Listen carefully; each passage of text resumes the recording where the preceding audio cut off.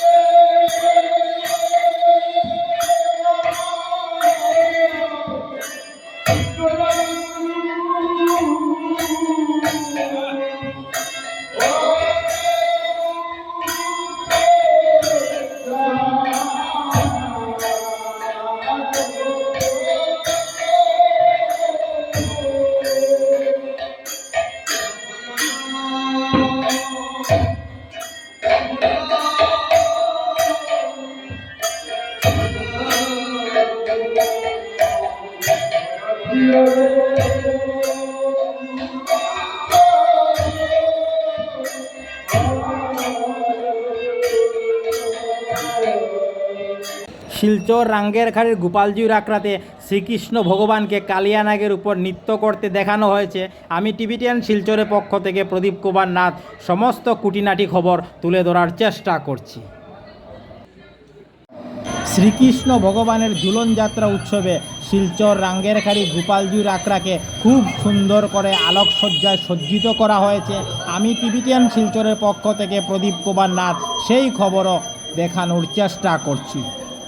দেখুন, খুব সুন্দর মনোহর দৃশ্য ফুটে উঠেছে শিলচর রাঙ্গেরখাড়ির গোপালজির আখড়াতে শ্রীকৃষ্ণ ভগবানের ঝুলন যাত্রা উৎসবে।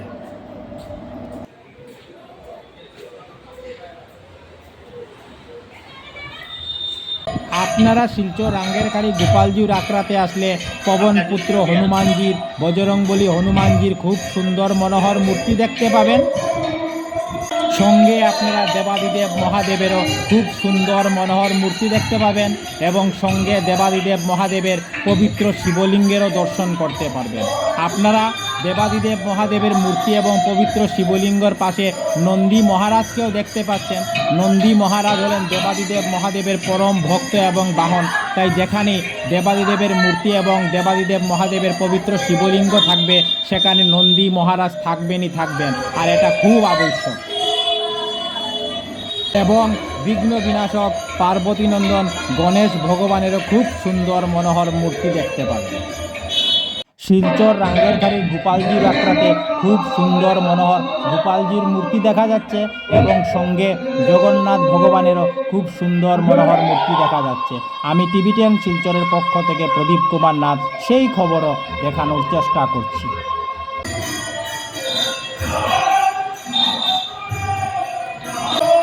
শ্রী গোপালজির আখড়া ঝুলন মহোৎসব আরম্ভ হয়েছে আজকে সোমবার থেকে।